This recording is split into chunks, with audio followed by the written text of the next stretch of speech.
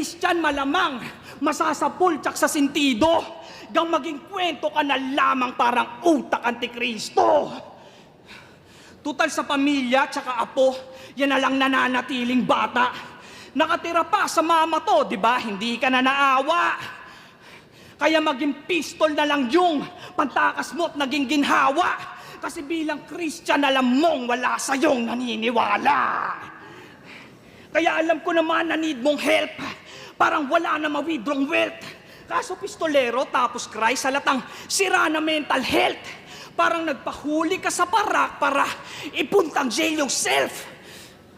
Pagkat patay ka na pagkadating mo ng Station 12, masyadong makajos. Yung mga sulat baka pos.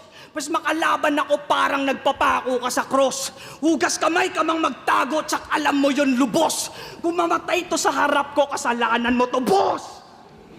Kasalanan mo to, boss. Tangina, kasi boss Ari, kulang to.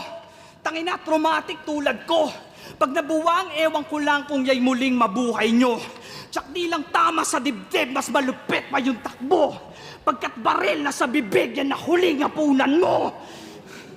Oo, ito ay propesiyang nakaukit sa kamay. Napaulit ka mapunit yan ang huni ng gabay.